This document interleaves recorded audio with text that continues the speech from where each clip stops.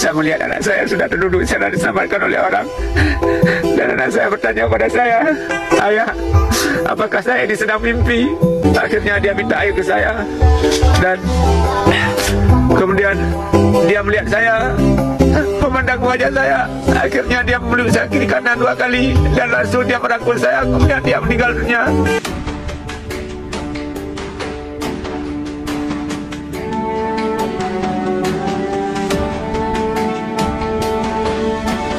Assalamualaikum warahmatullahi wabarakatuh. Tanggal 26 Desember tahun 2024 ini genap sudah 20 tahun gempa dan tsunami di Aceh. Sebagaimana diketahui bahwa tsunami telah merenggut banyak korban jiwa. Pula saat tsunami terjadi, Aceh masih dalam keadaan konflik. Di sini saya ingin menceritakan sebuah peristiwa pada saat tsunami Aceh terjadi. Yang pertama, saya disclaimer dulu bahwa saya bukanlah korban tsunami dan saya juga bukan anggota pejuang kemerdekaan Aceh ataupun GAM. Namun, orang tua saya yaitu seorang tokoh pejuang. Jadi pada tahun 2003, rumah kami dibakar oleh aparat. Karena yang dicari-cari waktu itu adalah orang tua saya. Karena beliau tidak ada di rumah, akhirnya mereka meluapkan kemarahan dengan membakar rumah kami. Jadi singkat cerita, sahabat Rampo, setelah rumah kami dibakar, kami terpaksa berpisah dengan keluarga semuanya, baik ibu, abang, adik, dan keluarga semuanya. Dan kami harus berpencar mencari tempat tinggal yang aman, termasuk kami mencari keluarga, ada yang ke pesantren, dan saya sendiri waktu itu ya ke Pulau Jawa. Jadi sekitar 5 bulan saya di Pulau Jawa merasa tidak aman, lalu kami balik. Jadi baliknya nggak langsung ke Aceh, teman-teman, karena kan Aceh pada waktu itu belum aman, masih dalam keadaan darurat. Jadi karena nggak berani ke Aceh, lalu kami ya ke Belawan, karena di Belawan di sana ada keluarga, dan di Belawan saya harus mengurus izin tinggal, harus mengurus surat-surat di RT sana, karena kan kalau sembarangan juga tidak diterima, apalagi Aceh dalam keadaan konflik. Saya tinggal di Belawan dan menjadi nelayan. Dan pada saat ke laut, kami setiap hari diperiksa oleh aparat di pelabuhan di Kabion pada waktu itu, diperiksa surat-surat dan segala macam. Jadi sekitar 7 hari kami di sana. Karena bahan persiapan makanan kami sudah habis, kami rencana ingin kembali ke daratan. Jadi pada malam 26 Desember itu kami berada di laut, dan kami sebenarnya tidak tahu apa yang terjadi di daratan di Aceh. Karena di sana ada radio, dikabarkan dari radio bahwa di Aceh sudah terjadi air pasang. Pada waktu itu disampaikan sudah terjadi air pasang, bahwa air naik ke daratan dan banyak masyarakat yang sudah meninggal.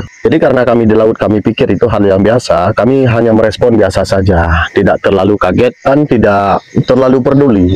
Karena kan kalau banjir bandang, air naik, air pasang, segala macam itu sering terjadi. Kami tidak paham bahwa peristiwa yang terjadi saat tsunami itu sangat dahsyat dan luar biasa sekali. Jadi pas kami pulang, dalam perjalanan kami melihat ada fenomena yang tidak biasa, yaitu di mana ikan-ikan pada bermunculan, ikan-ikan pada berterbangan di air-air. Tadi sempat terkaget-kaget kami pada waktu itu.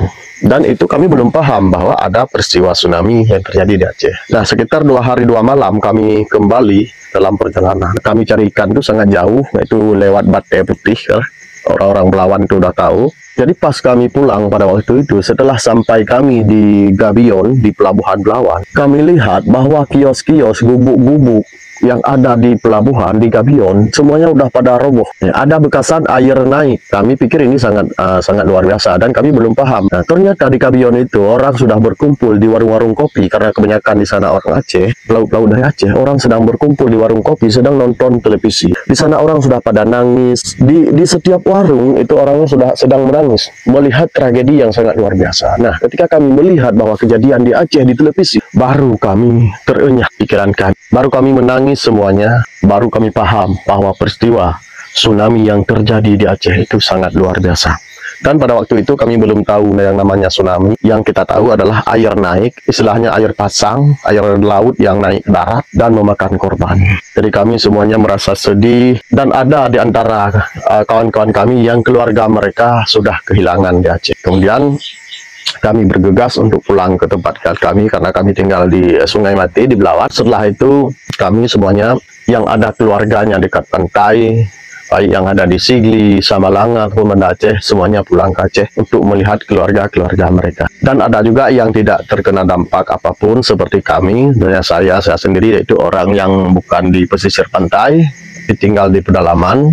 Kemudian pas kami sampai di Aceh, beberapa hari kemudian saya juga terlibat dengan sebuah relawan kemanusiaan untuk membantu mendistribusikan bantuan-bantuan dari NGO untuk korban tsunami. Kemudian juga pada saat itu kami ke Banda Aceh, di sana juga kita bersama NGO, yaitu membantu sambil bekerja, yaitu village planning, yaitu membuat perencanaan di daerah-daerah Banda Aceh pada waktu di Nehun, Lambadalhu, sampai kami ke Lunga dan juga ke Lamno Aceh Jaya, yaitu melihat semua proses rekonsiliasi Aceh untuk menata kembali kehidupan rakyat Aceh yang sudah hancur diterpa badai tsunami. Mungkin di dalam video berikut teman-teman kita bisa melihat sebagai flashback atau renungan betapa dahsyatnya tragedi gempa dan tsunami Aceh yang merenggut ribuan nyawa rakyat Aceh. Dan sekarang kita lihat perbedaan yang terjadi, karena kalau kita mengingat bahwa ini adalah sebuah petaka ataupun musibah, ini bisa menjadi sebagai renungan pada kita,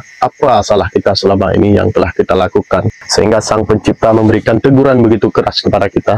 Tapi hikmah di balik tsunami itu, di mana Allah memberikan lemah lembut kepada hati mereka yang bertikai, baik RI ataupun GAM, untuk kemudian berdamai, menghilangkan rasa benci dan kedengkian yang ada dalam hati mereka masing-masing, sehingga mereka saling berjabat tangan untuk yang pertama proses rekonsiliasi dan juga menatap masa depan Aceh tanpa konflik dan tanpa perang.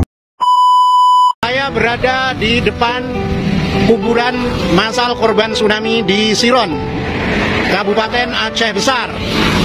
Lokasi ini berada di Langgaro, jalan menuju ke Belang Bintang.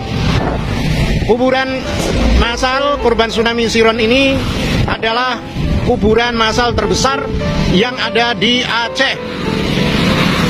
Dan di kuburan ini dikuburkan sekitar 46.000 lebih jenazah korban tsunami.